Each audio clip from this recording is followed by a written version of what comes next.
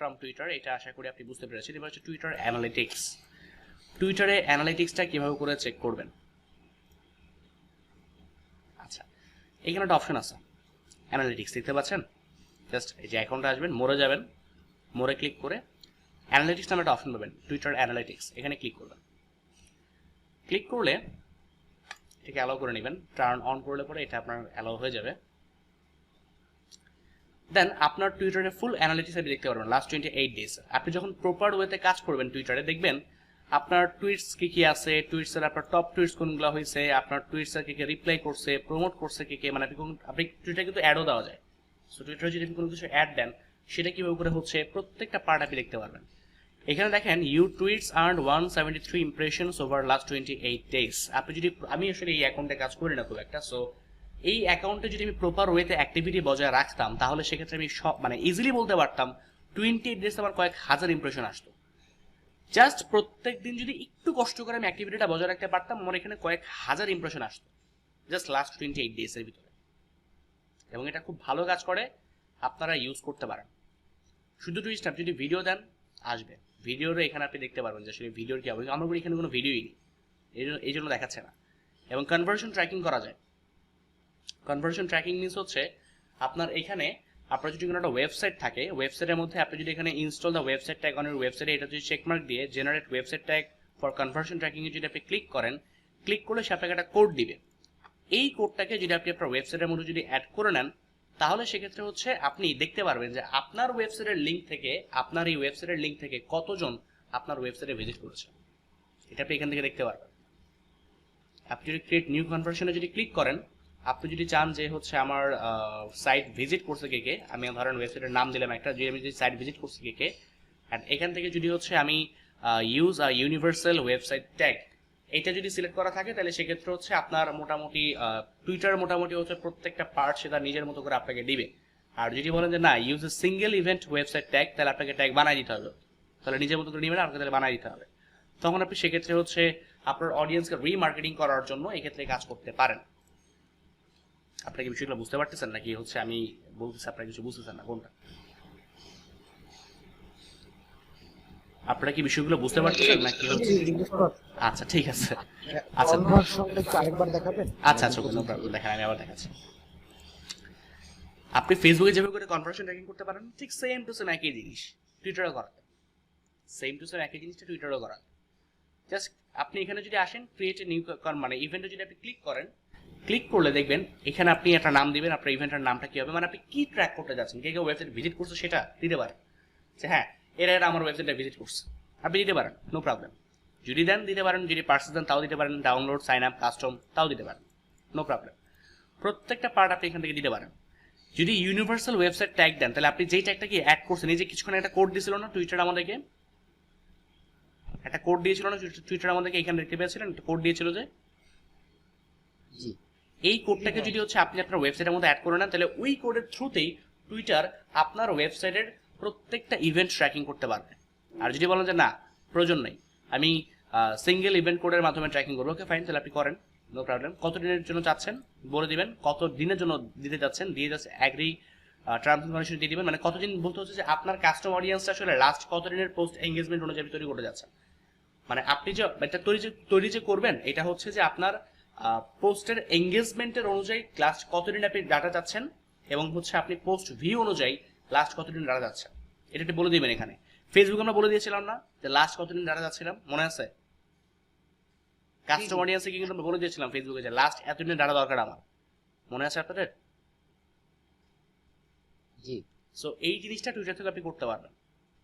এখানে আপনি কাস্টমার অডিয়েন্সের মধ্যে বলে দিতে পারবেন যে আপনি লাস্ট পোস্ট এঙ্গেজমেন্টে কতজন গিয়েছিল সেটা ডাটা আপনি চাচ্ছেন, আর এখানে আপনি পোস্ট ভিউ এর জন্য কত দিনের ডাটা যাচ্ছেন সেটা বলে দিতে পারবেন। বলে জাস্ট এখানে আই এগ্রি টার্মস এন্ড কন্ডিশনে জাস্ট ক্লিক করবেন, স্টার্ট কনভার্সন ইভেন্টে ক্লিক করবেন, ও আপনাকে আরেকটা কোড দিবে, এই কোডটা জাস্ট আপনি আপনার ওয়েবসাইটে অ্যাড করে নেবেন, কাজ শেষ। বাকি কাজটা ওই করবে, আপনাকে কিচ্ছু করতে হবে না, জাস্ট সিম্পল ও হচ্ছে আপনাকে প্রত্যেকটা রিপোর্ট আপনি এখানে পাবেন যে আপনার ওয়েবসাইটে কয়জন গিয়েছে, কে কে হচ্ছে আপনার এখানে আসছিল, পোস্ট এঙ্গেজমেন্ট লাস্ট 100 ডেজের মধ্যে কে কে হয়েছে না হয়েছে সব হিসেবে দেখতে পারবেন।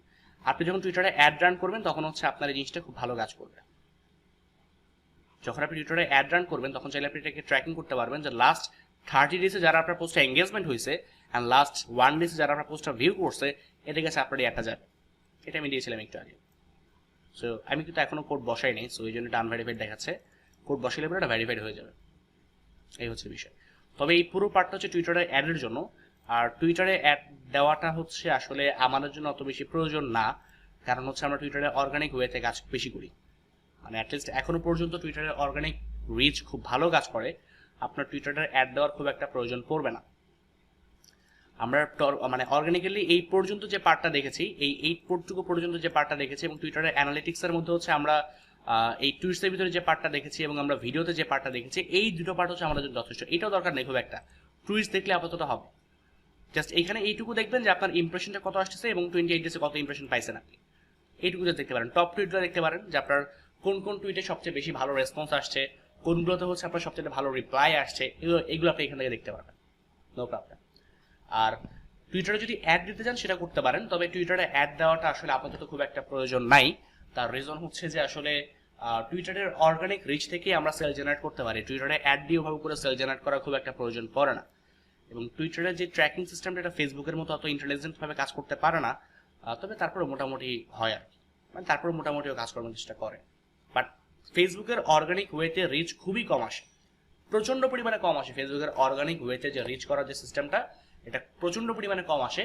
আপনার পেজে যদি হচ্ছে 1 লক্ষ লাইক থাকে, আপনার অর্গানিক রিচ হয়তো বা হবে হচ্ছে, যদি নর্মাল পোস্ট করেন, মিডিয়াম যদি চিন্তা করি 1000-এর মতো সেটা রিচ হইতে পারে, 1 থেকে 2%, বা মানে ব্যতিক্রম ধারায় সাধারণত সেটা সর্বোচ্চ গেলে 5% হইতে পারে, তার বেশি সেটা কোনো মানে খুব একটা বেশি যায় না। সো ফেসবুকের কথা যদি চিন্তা করি, অর্গানিক ওয়েতে রিচ করানো খুবই টাফ। ফেসবুক আসলে অর্গানিক রিচ দিতে চায় না, টুইটার দেয়। সো টুইটারে অর্গানিক ওয়েতেই কাজ করেন, মানে অর্গানিক ফ্রিতে যদি ট্রাফিক পান তাহলে শুরু শুরু কেন আপনি অ্যাড দিবেন, তাই না? আপনি যদি ফ্রিতে ট্রাফিক পাচ্ছেন তাহলে শুরু শুরু কেন অ্যাড দিবেন টুইটারে? সো এই জন্য হচ্ছে আপনি দেখেন যে আপনার এখানে মোটামুটি হচ্ছে ওই করা আসে কিনা, কি বলে, আপনি মোটামুটি এখান থেকে ওই ফ্রিতে ভালো কিছু এখান থেকে ট্রাফিক পেতে পারেন কিনা।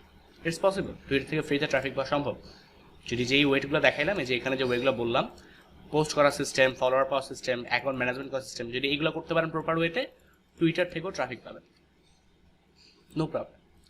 এবং একটি অ্যানালাইসিস করবেন মাসে একবার এসে যে আপনার এখানে ইমপ্রেশন কেমন আসতেছে, এবং এখান থেকে দেখে নেবেন যে 28 ডেজ বা 7 ডেজ আপনার কেমন রেসপন্স আসছে, দেখে নেবেন, এই আর কি। সো টুইটারের এইটুকু পার্ট পর্যন্ত কার কি কোনো রকম প্রশ্ন আছে?